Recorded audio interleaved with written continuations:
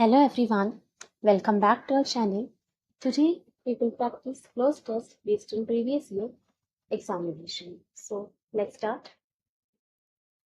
In the following passage, some words have been deleted. Select the most appropriate option to fill in the blank. दिए गए passage में कुछ blanks हैं, options देखकर हमें उन्हें fill कर. ये क्लोज टेस्ट है जो आपको अटेम्प्ट करना है. एक बार हम पहले क्लोज टेस्ट रीड कर लेते हैं जिससे हमें पता लग जाए कि क्लोज टेस्ट किस बारे में है और पढ़ते समय हमें कुछ ऑप्शंस के आंसर भी मिल जाते हैं. So let's read it first. Human life is dash a unique blessing which in turn depends on the dash of the self. He who is not aware of the self can neither have peace nor can he foster peaceful coexistence. We have to link our soul with God and body with the physical world for substance. Dash the formless God is invisible to the naked eye. Our mind often wanders wherever it was. Dash we are unable to develop any love for the divine. And religion, like the white light of heavens, dash multicolored fragmentations by the prince of men and loses its gravity. Instead of uniting, it becomes a major dividing force. French philosopher Teilhard Chardin, thinking deeply on meaning of our existence and relationship with the divine, expounds, we are not human beings having spiritual experience. We are spiritual beings having human experience. Okay, तो attempt कीजिए आप. क्या answer होगा first blank? Considering, consider, to consider या consider.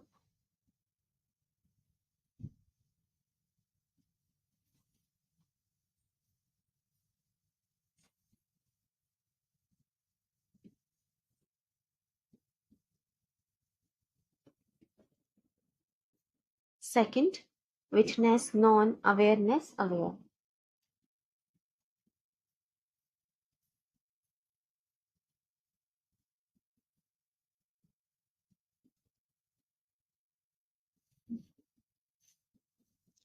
Third, since from, as पर या for.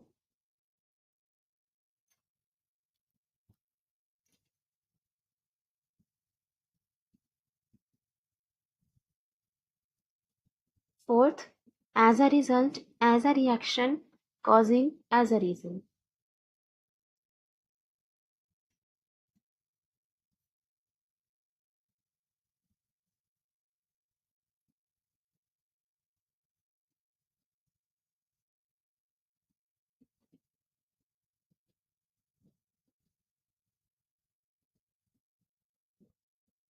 Fifth, breaks into, breaks from, breaks to, break into.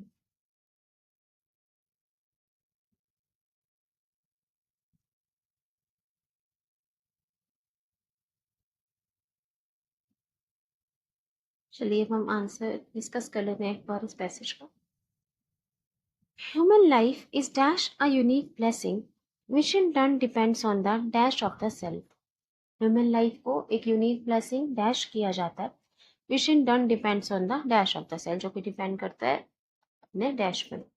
So human life is dash a unique blessing considering, to consider, considered या consider. क्या answer होगा? देखो यहाँ is लिखा है. इसके साथ या तो हम आईएनजी फॉर्म का यूज करते हैं या फिर पैसिव वॉइस में वर्ब के थर्ड फॉर्म का. सो कंसिडर तो आंसर नहीं हो सकता. इज टू कंसिडर भी नहीं होगा. So human life is considering a unique blessing या considered a unique blessing. Human life को एक यूनिक ब्लेसिंग माना जाता है. अब ह्यूमन लाइफ कुछ कंसिडर नहीं कर रहा.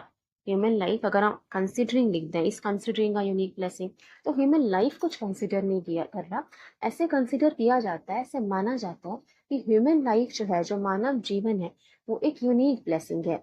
Unique means not like anybody else, किसी और की तरह नहीं, अद्वितीय, एक अद्वितीय वरदान है जो ह्यूमन लाइफ है, मानव जीवन में यूनिक ब्लेसिंग उसको माना जाता है. तो ह्यूमन लाइफ एक्टिव फॉर्म में कुछ कंसिडर नहीं कर रहा, कंसिडरिंग नहीं हो सकता. आंसर होगा कंसिडर. या ह्यूमन लाइफ को पैसिव फॉर्म में इस सेंटेंस में लिखा गया. Human life is considered a unique blessing. Human life को, मानव जीवन को एक यूनिक ब्लेसिंग अद्वितीय वरदान की तरह माना जाता है, उसे कंसिडर किया जाता है। वो कुछ कंसिडर नहीं कर रहा, सब्जेक्ट एक्टिव नहीं है, पैसिव वॉइस है। तो यहाँ पे हमने वर्ब की थर्ड फॉर्म कंसिडर यूज किया। पैसिव वॉइस की भी हमने रीड की थी थोड़े दिन पहले, तो देख लीजिएगा। चलिए नेक्स्ट देखिए। Human life is considered a unique blessing, which in turn depends on the dash of the self, जो कि डिपेंड करता है सेल्फ के डैश पर, अपने डैश पर। He is not who is not aware of the self, जो अपने प्रति ही जागरूक नहीं है, जो अपने बारे में ही नहीं जानता, can neither have peace, वो कभी शांत नहीं हो सकता, can neither have peace, nor can he foster peaceful coexistence, ना वो खुद शांत हो सकता है, ना ही वो किसी और के साथ शांति से रह सकता है, जो अपने बारे में ही जागरूक नहीं है। तो क्या आंसर होगा सेकंड बैंक का? Which in turn depends on the dash of the self. Witness, non, awareness, aware. देखिए यहाँ पे ऑन द लिखा है, आर्टिकल, आर्टिकल के बाद हम नाउन का यूज करते हैं। अब अवेयर तो वर्ब है, अवेयर वर्ब है, तो ये आंसर नहीं होगा। नॉन, नॉन भी वर्ब की थर्ड फॉर्म है, नॉन की थर्ड फॉर्म है, नो, न्यू, नॉन। अगर यहाँ पे नॉलेज होता, depends on the knowledge of the self, तो आंसर हो सकता था कि नॉन तो वर्ब की थर्ड फॉर्म है, हमें तो आर्टिकल के बाद नाउन चाहिए, तो यहाँ पे नॉन आंसर नहीं हो सकता, अवेयर भी आंसर नहीं हो सकता। ठीक है, ये दोनों आंसर नहीं होंगे, तो या तो आंसर विटनेस होगा या अवेयरनेस। अगर आप आगे थोड़ा रीड करो, he is not who is not aware of the self, जो अपने बारे में नहीं जानता, तो अवेयरनेस की ही आगे बात की जा रही है। और विटनेस का मतलब तो गवाही होता है, एविडेंस, उसकी कोई बात नहीं की जा रही पैसेज में, तो हमारा आंसर हो जाएगा awareness. Which in turn depends on the awareness of the self, aware नहीं हो सकता क्योंकि हमें नाउन की जरूरत है। आंसर इज अवेयरनेस, जागरूकता। Okay, which in turn depends on the awareness of the self. He who is not aware of the self can neither have peace nor can he foster peaceful coexistence. We have to link or solve with God. हमें अपनी आत्मा को परमात्मा से connect करना होगा, link करना होगा अपने सोल को डिवाइन से, गॉड से, and body with the physical world, और अपनी बॉडी को फिजिकल वर्ल्ड के साथ, जो बाहर एक दुनिया, आउटसाइड वर्ल्ड के साथ कनेक्ट करना है, उनके साथ भी कनेक्ट करना है, और गॉड के साथ भी कनेक्ट करना है अपने सोल को, for substance. Dash the formless God is invisible to the naked eye. हम गॉड को अपनी आंखों से नहीं देख सकते, God is not visible, God is invisible to the naked eye. उनको फील किया जा सकता है, महसूस कर सकते हैं, देख नहीं सकते। तो क्या आंसर होगा? Since, from, as per, for. As per तो होता है अकॉर्डिंग टू समथिंग, तो एज पर तो यहाँ पे किसी अकॉर्डिंग तो बात नहीं की जा रही। For the formless God is invisible to the naked eye, since या फ्रॉम, क्या आंसर? फ्रॉम का यूज तुम से करते हैं, किसी सोर्स के लिए करते हैं, ये भी नहीं होगा आंसर। फॉर या सिंस? आंसर सिंस होगा। सिंस का मतलब, देखो सिंस के दो मीनिंग है। एक तो सिंस का यूज हम पॉइंट ऑफ टाइम के लिए करते हैं, जैसे it has been raining since morning, तो सुबह से लगातार बारिश हो रही है, तो पॉइंट ऑफ टाइम के लिए। She has been working in a bank since 2022, अगर हम ऐसे कहें कि 2022 से वो बैंक में काम कर रही है, तो किसी पॉइंट ऑफ टाइम के लिए हम सिंस का यूज करते हैं। और एक सिंस का यूज हम करते हैं बिकॉज के सेंस में, किसी वजह बताने के लिए, बिकॉज के सेंस में भी सिंस का यूज किया जाता है। तो यहाँ पे सिंस का यूज इसी सेंस में किया जा रहा है कि because the formless God, as the formless God is invisible to the naked eye, तो किसी वजह बताने के लिए भी हम सिंस का यूज करते हैं। तो यहाँ का आंसर सिंस हो जाएगा। Since the formless God is invisible to the naked eye, our mind often wanders wherever it goes, क्योंकि हम भगवान को अपने सामने तो देख नहीं सकते गॉड को, तो हमारा जो मन है वो भटकता रहता है। और mind often vendors wherever it goes, ठीक है, हमारा माइंड जो है वो भटकता रहता है। Dash we are unable to develop any love for the divine, कि हमारा माइंड भटकता जाता है, तो अपने डिवाइन के साथ कोई दिव्या जो आत्मा है, जो डिवाइन है, परमात्मा के लिए कोई लव डेवलप नहीं कर पाते। We are unable to develop any love for the divine, उनके साथ हम कनेक्ट नहीं कर पाते, क्योंकि ये बाहरी दुनिया में, आउटसाइड वर्ल्ड में हमारा माइंड जो है वो भटकता रहता है। And dash we are unable to develop any love for the divine as a result, as a reaction, causing, as a reason. तो अगर हम कहें एज अ रीजन, रीजन तो कारण बता रहे हैं, एज अ रीजन, लेकिन रीजन उन्होंने पहले ही बता दिया क्योंकि हमारा माइंड वॉन्डर करता रहता है, तो इस वजह से हम डिवाइन के लिए कोई वर्ड डेवलप नहीं कर पाते। तो रीजन पहले बता दिया, तो एज अ रीजन नहीं होगा। एज अ रिएक्शन, रिएक्शन तो है प्रतिक्रिया, आपने किसी चीज पे रिएक्ट किया, आपने प्रतिक्रिया दी, रिस्पॉन्ड किया, तो रिएक्शन की बात पर होने की हो जा रही, कोई एक्शन नहीं हुआ जिसका रिएक्शन लेना है, तो जनरल बात की जा रही है। Dash we are unable to develop any love for the divine causing or as a result. Sense के सेंटेंस में ये कहा जा रहा है क्योंकि हमारा माइंड भटकता रहता है, तो उसके परिणाम स्वरूप हम डेवलप नहीं कर पाते डिवाइन के लिए, तो आंसर हो जाएगा as a result, as its result, उसके रिजल्ट, इसके परिणाम स्वरूप हम गॉड के लिए, डिवाइन के लिए लव डेवलप नहीं कर पाते, तो आंसर हो जाएगा एज अ रिजल्ट।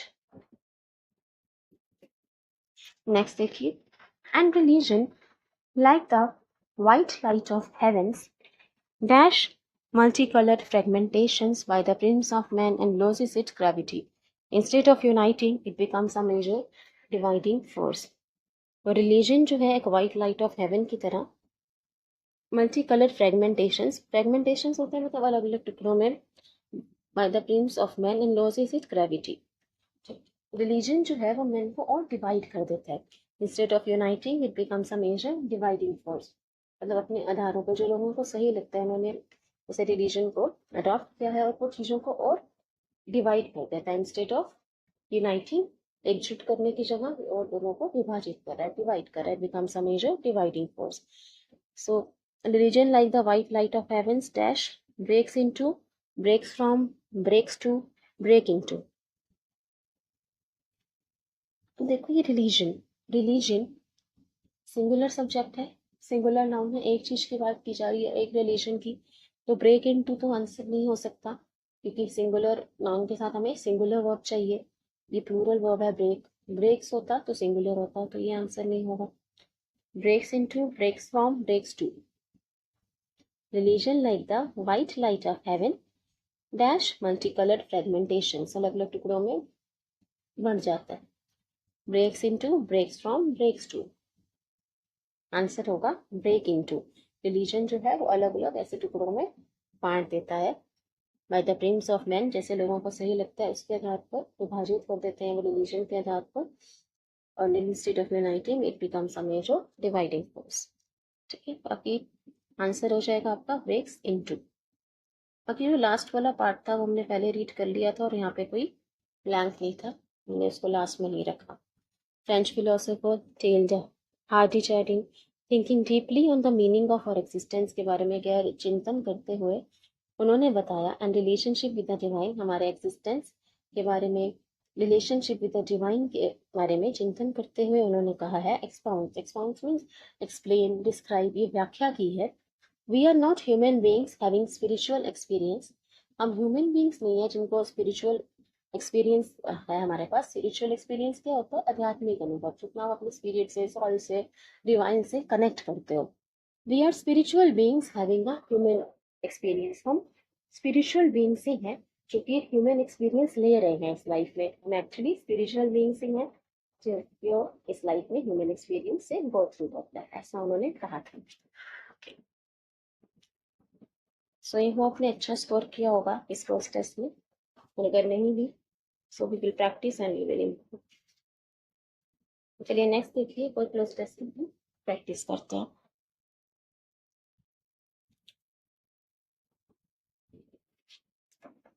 एक बार इसको पहले रीड कर लेते हैं, देन हम आंसर डिस्कस करेंगे। छोटा सा ही क्लोज टेस्ट है ये। Posters are dashed to promote a brand or pass dash important information. They can be used for dash purposes, ranging from telling people to be cautious as the floor is wet to informing them about an upcoming sale or event. They usually include a picture, dash, very few words. A suitable dash makes a poster effective and memorable.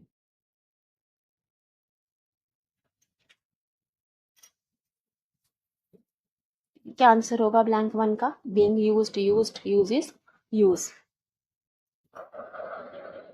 देखो इसका answer passive में आना चाहिए या active में। Poster use कर रहे हैं, पोस्टर को यूज किया जाता है। क्या आंसर होना चाहिए, सोचिए। चलिए नेक्स्ट देखते हैं, blank 2, pass on for away to.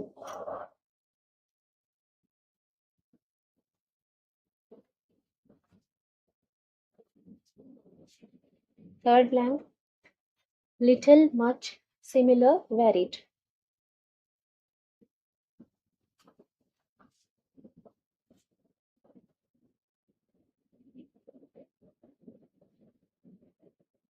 Fourth blank, known also yet and।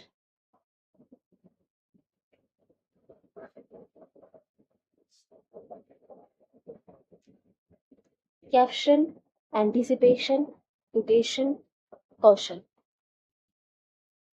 Fifth blank, caption, anticipation, caution, mutation।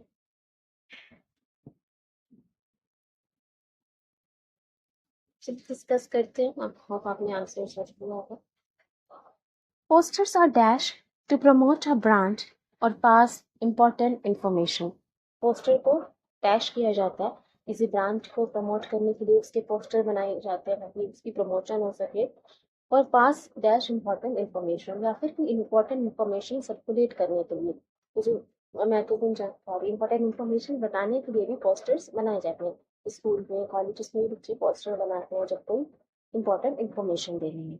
So posters are dash to promote a brand or pass important information. Being used, used, uses, use। Are के बाद तो ing form आएगा या फिर passive form आएगा, तो are use तो होगा नहीं, यूजेस भी नहीं होगा। Are used, are being used.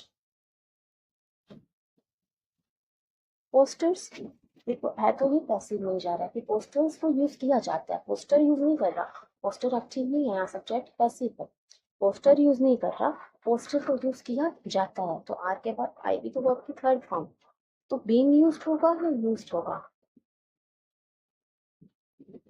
Posters को यूज किया जाता है, यूज किया जा नहीं रहा, बीइंग यूज्ड हो गया मतलब पोस्टर्स को यूज किया जा रहा है, पोस्टर्स को यूज किया जा नहीं रहा, वो यूज किया जाता है, जनरली उनको यूज किया जाता है। तो आंसर हो जाएगा posters are used. Posters are used to promote a brand. Posters को यूज किया जाता है किसी ब्रांड को प्रमोट करने के लिए या फिर पास करने के लिए important information. Pass dash, pass for, pass away, pass on, pass to.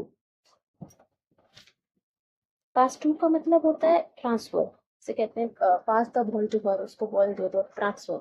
Pass to का मतलब तो ट्रांसफर होगा। Pass away means die, pass on का मतलब डाई भी होता है, और पास ऑन का मतलब गिव भी होता है, गिव। एंड पास फोर का मतलब होता है to be suitable for something, या फिर किसी चीज में एक्सेप्ट किया जाना है, टू बी सुटेबल और एक्सेप्टेड फॉर समथिंग। जैसे she passed for the role in the movie, वो मूवी में रोल के लिए उसको एक्सेप्ट कर लिया गया, वो सुटेबल हुई उसके लिए। तो पास फोर का मतलब होता है to be suitable for something, to be accepted for something. ठीक है, तो यहाँ पे पोस्टर को हम एक्सेप्ट नहीं कर रहे किसी चीज के लिए, तो पास फोर नहीं होगा, पास अवे नहीं हो सकता। पास टू का मतलब होगा ट्रांसफर, और पास ऑन का मतलब होता है give. Pass on means give, देना। तो आंसर हो जाएगा pass on. Posters are used to promote a brand, तो पास ऑन इंपॉर्टेंट इंफॉर्मेशन को देने के लिए, सर्कुलेट करने के लिए पोस्टर्स का यूज किया जाता है। Pass on means give, pass to transfer, pass for accepted as someone or something.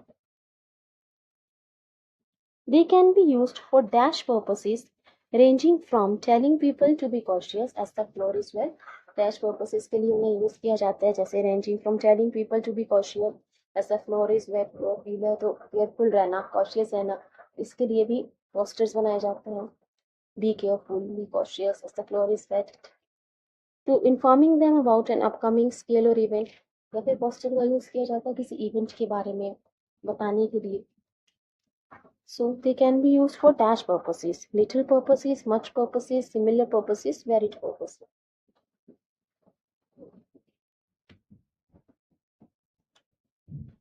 Varied का मतलब होता है डिफरेंट पर्पसेस, अलग अलग पर्पसेस के लिए, हमें वैरायटी ऑफ पर्पसेस के लिए हम पोस्टर्स को यूज कर सकते हैं। तो आंसर हो जाएगा वैरायटी, कई तरह के पर्पसेस के लिए पोस्टर्स को यूज किया जाता है। फिर यूजेस बताए भी हैं, telling people to be cautious, informing them about upcoming scale or event. Answer varied होगा।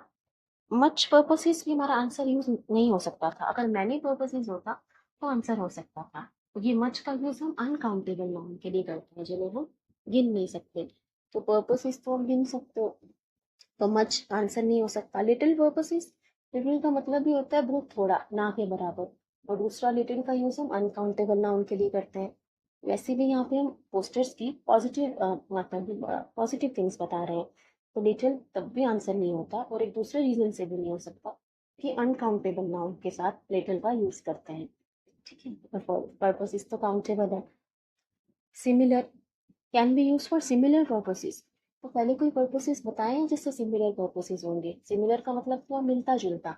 तो पहले हमें कोई पर्पसेस नहीं बताएगा जिससे सिमिलर पर्पसेस हम आगे बता रहे हैं, तो सिमिलर में आंसर नहीं होगा। आंसर हो जाएगा varied. Varied, varied means various, different variety of purposes, अलग अलग तरह के पर्पसेस के लिए पोस्टर्स का यूज किया जाता है। They usually include a picture dash very few words. Usually posters में क्या होता है, अक्सर एक पिक्चर होती है और बहुत थोड़े से words, very few words. Nor very few words, also very few words, yet या फिर एंड। येट का मतलब हुआ फिर भी। They usually include a picture yet very few words, picture include करता है फिर भी थोड़े बहुत वर्ड्स होते हैं, तो ये तो कोई सेंस नहीं देगा हमें। They include a picture nor very few words, तो पहले कि पोस्टर में थोड़े बहुत पिक्चर और पिक्चर होती है, थोड़े बहुत वर्ड्स होते हैं, और नॉर वेरी फ्यू वर्ड्स नहीं होगा। And very few words या also very few words, they usually include a picture and very few words या फिर also very few words। Answer होगा and। उनमें यूजुअली एक पिक्चर होती है और कुछ वर्ड्स होते हैं पोस्टर में, तो आंसर हो जाएगा and। A suitable dash makes a poster effective and memorable। चाहे ऑप्शंस नहीं है, यहाँ देख लेते हैं। A suitable dash makes a poster effective and memorable. एक सुटेबल डैश एक पोस्टर को इफेक्टिव, प्रभावशाली बना देता है, जिसका इफेक्ट हो लोगों पर, जिसका असर हो, और मेमोरेबल, यादगार बना देता है। So suitable dash, caption, anticipation, quotation, caution. Anticipation का मतलब क्या होता है, किसी चीज का अनुमान लगाना। एंटिसिपेट, फोरसी करना, किसी चीज को अनुमान लगाना। तो यहाँ हम कोई अनुमान तो नहीं लगा रहे, किसी चीज एस्टिमेट एंटिसिपेट तो नहीं कर रहे। सुटेबल क्वेश्चन, क्वेश्चन का मतलब तो होता है केयरफुल रहना, तो वो कोई सेंस नहीं देगा। अपना पोस्टर की बात कर रहे हैं। A suitable dash makes a poster effective and memorable। क्या चीज पोस्टर को इफेक्टिव, प्रभावशाली और यादगार बना देती है। कोटेशन या कैप्शन। कोटेशन क्या होता है, कोटेशन कुछ ऐसे फ्रेजेस होते हैं, फ्रेजेस जिनसे हम कुछ सीख सको, तो फ्रेजेस अच्छे लगे तो कोटेशन में कैप्शन। और कैप्शन क्या होता है, कैप्शन होता है जब किसी पिक्चर के साथ थोड़ा सा टेक्स्ट लिखा होता है जो उस पिक्चर के बारे में डिस्क्राइब करे, उसको हम कैप्शन कहते हैं। या कोई चीज कैपिटल में लिखा होता है उसको भी कैप्शन कहते हैं। तो यहाँ पे पिक्चर्स की बात की जा रही है कि पिक्चर होता है, कुछ वर्ड्स होते हैं, तो आंसर क्या हो जाएगा, कैप्शन। कैप्शन है तो पिक्चर के साथ जो कुछ वर्ड्स जो उस पिक्चर के बारे में डिस्क्राइब करते हैं, तो आंसर कैप्शन हो जाएगा।